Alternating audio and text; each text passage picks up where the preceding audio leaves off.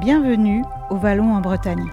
Ici, les chemins serpentent entre rivières et espaces naturels, entre villages de caractère et patrimoine bucolique.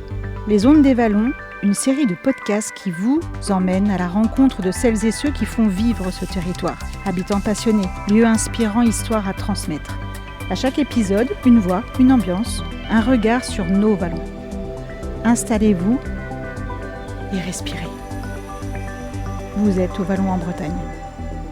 Je suis Audrey et je vous accompagne durant ces prochaines minutes dans cette magnifique immersion sonore dans notre territoire d'exception. Les Ondes des Vallons, un podcast original réalisé par Radio Laser pour Vallon de Haute-Bretagne Communauté. Écoutez, vous êtes au cœur de la vallée du Canut. Un espace naturel sensible départemental classé Natura 2000, offrant une biodiversité riche et des conditions propices. On peut voir s'épanouir des espèces rares. Laissez-nous vous présenter quelques mammifères, insectes, oiseaux et autres batraciens. Le Canut présente une grande richesse d'écosystèmes permettant à la faune de s'épanouir. On retrouve ainsi des espèces rares à protéger. Si vous levez la tête, vous pourrez peut-être apercevoir des chauves-souris. Souvent mal aimées, ces reines de la nuit ont pourtant bien des secrets à partager. Seules mammifères capables de voler, elles ont une très bonne vue et sont dotées de écholocation. Une navigation de nuit au top pour traquer les moustiques et autres insectes. Elles sont de super héroïnes écologiques grâce à leur régime alimentaire. Les chauves-souris régulent les insectes, participent à la pollinisation et dispersent les graines des végétaux. Un vrai coup de pouce pour la flore. Dans le monde, on compte plus de 1400 espèces, dont 34 rien qu'en France. Autres espèces protégées au Canut, la loutre d'Europe, un animal solitaire actif la nuit.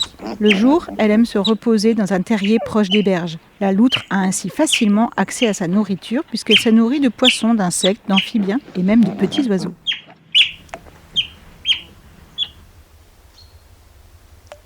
Restons ensemble à observer la rivière.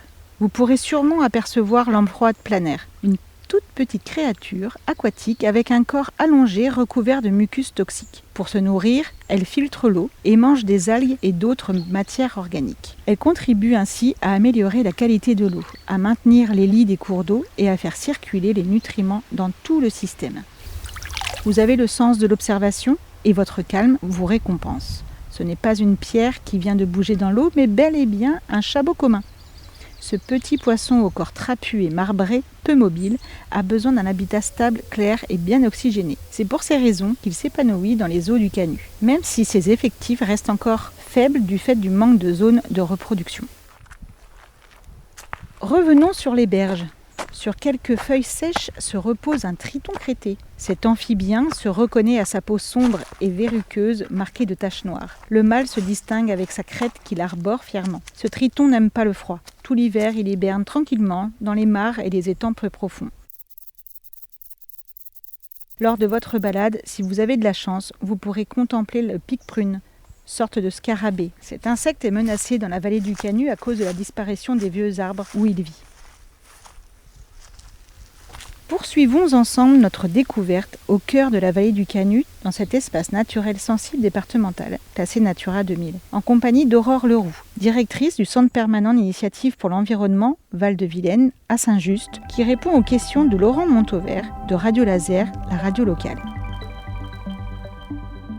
Bonjour, Aurore Leroux. Bonjour. Ravi d'être avec vous dans ce cadre d'exception. À bien des égards, nous allons le voir avec vous durant cet entretien. D'ailleurs, quels sont les domaines d'intervention du Centre permanent d'initiative pour l'environnement Val-de-Vilaine de Saint-Just, Aurore Leroux? Nous, on est une association qui a 2 pôles.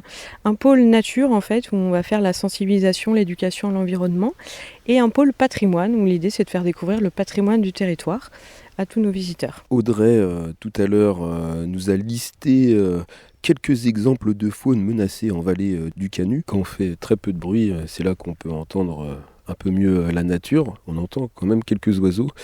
Lesquels? Ici, on va trouver des classiques. On a entendu un petit pinson tout à l'heure, des rouges-gorges, ça que tout le monde connaît un petit peu, quelques moineaux, mais on a des rapaces qui vont nicher sur les parties plus hautes, pas forcément autour du moulin en bas ici.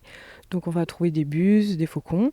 On va aussi avoir d'autres espèces un petit peu plus difficiles à voir, où là il vaut mieux se munir peut-être de jumelles.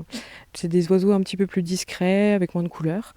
Donc on va trouver peut-être des fauvettes parfois, qui ont des chants assez reconnaissables. On va retrouver des bruants parfois aussi. Donc des oiseaux qui sont sur les parties landes, plutôt en haut. Et les chardonnays, on peut en retrouver aussi? Oui, il y a quelques chardonnays élégants, donc ça va être un peu plus visible avec leurs couleurs jaune et rouge. Des très beaux oiseaux qui nichent au Ritoire aussi. Est-ce qu'il y a des salamandres, ce genre de bestioles, si je puis dire, aussi atypiques? Alors quand on descend depuis le parking vers le moulin, il y a une mare en fait sur le côté, donc s'il n'y a pas trop de bruit et qu'on est un petit peu aux heures les plus fraîches, on peut entendre des amphibiens, plutôt grenouilles, qui vont chanter, donc il y a le petit coassement quand on passe à côté. Pour les salamandres, elles sont un peu plus difficiles à observer, mais oui, on peut en trouver dans la vallée du Canut. Autre espèce un peu commune mais menacée, c'est les libellules au beau jour. Oui, alors effectivement, ici, on va avoir la reproduction des libellules avec des larves de libellules dans les plans d'eau. Et ensuite, on peut les observer plus facilement sous le stade adulte, donc la libellule avec ses ailes. Tout à l'heure, nous avons entendu la présentation de la loutre d'Europe qui est présente dans la vallée du Canut. Comment repère-t-on d'ailleurs sa présence dans la vallée et sait-on combien d'individus y habitent? Alors c'est un petit peu difficile. La loutre, c'est un animal vraiment très discret. Donc les indices qui sont utilisés par les naturalistes pour attester de sa présence, c'est dans un premier temps ce qu'on appelle des épreintes. Donc c'est ce qu'elle va laisser. Donc ça va être des excréments, ça va être des empreintes aussi de pattes, parce qu'elle a une empreinte assez reconnaissable. Après, dans un deuxième temps, on peut chercher des endroits où elle va nicher ou des restes repas. Mais c'est vraiment un animal très discret qu'on a peu de chance de voir tous les jours en pleine journée quand on vient se balader au Ritoire. Aurore Leroux, on le rappelle, directrice du Centre permanent d'initiative pour l'environnement Val-de-Vilaine de Saint-Just. Le Canut est apprécié par les pêcheurs. Quel réflexe adopter pour ne pas déranger les chabots communs qu'on a parlé tout à l'heure et puis les autres poissons en règle générale? Quel est l'intérêt écologique d'ailleurs du chabot? Les règles générales pour éviter de déranger les espèces de poissons qu'on va trouver au Canut, c'est d'essayer de ne pas retourner des pierres en fait, de ne pas traverser en bougeant les cailloux, d'essayer vraiment de laisser tranquille en fait l'habitat naturel de toutes ces espèces-là. La deuxième possibilité, ça va être d'essayer d'éviter des baignades de chiens qui peuvent parfois effrayer un petit peu des populations animales sauvages qu'il y a sur le site. Donc c'est pour ça que sur les espèces départementales, il est demandé de les tenir en laisse.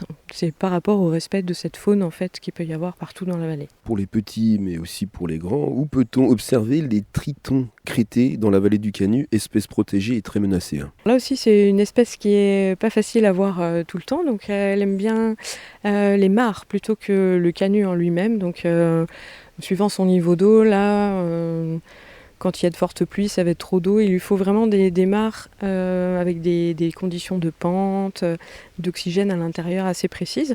Donc c'est plutôt dans les parties qui sont en mare que autour du Canut en lui-même qu'on va pouvoir le trouver. On sait que les enfants sont très sensibles aux insectes et ont soif de connaître leurs spécificités. Qu'est-ce que le pique-prune a de plus que les autres scarabées? Il vit surtout sur le bois mort en fait. Donc il va participer à la décomposition en fait des arbres qui ont déjà eu une belle vie.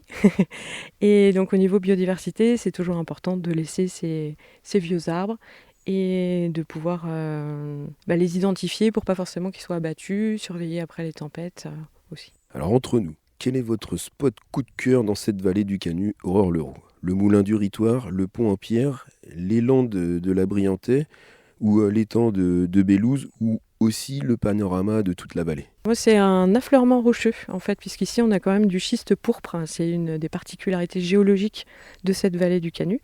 Donc, juste en remontant après le moulin, en retournant vers le parking, on va avoir un affleurement de ce schiste pourpre avec un rocher qui est à plat. Donc, ça fait un très beau point de vue sur la lande et sur le moulin. Conseil pratique avant de vous laisser pour observer la faune et la flore de la vallée du Canut sans la déranger. Vous avez parlé tout à l'heure de jumelles. Oui, tout à fait. L'idée, c'est que pour observer certains oiseaux discrets, de pouvoir amener ses propres jumelles. Et sinon, nous, lors d'animations qu'on peut proposer en partenariat avec Vallon de Haute-Bretagne Communauté, on amène aussi des petites boîtes loupes, des loupes pour observer les animaux de la mare, des épuisettes. Donc on peut prêter du matériel lors des mini-activités flash des dimanches après-midi. Et donc on peut vous suivre sur les réseaux, on peut peut-être les dire avant de se quitter. Oui, alors on a un site internet cpievaldevilaine.fr et une page Facebook CPIE Val de Vilaine et compte Instagram CPIE Val de Vilaine. Aurore Leroux, merci. Merci. C'était Les Ondes des Vallons, un podcast original réalisé par Radio Laser pour Vallon de Haute-Bretagne Communauté. Vous sentez ? Ça sent déjà les fougères et l'aventure. La vallée du Canut, c'est par ici. Et pour ne pas vous perdre ou rater une idée de sortie, un coup d'œil ou un coup de téléphone à l'Office de tourisme Vallon en Bretagne. On a tout ce qu'il vous faut. Ça vaut vraiment le détour et ce n'est même pas loin.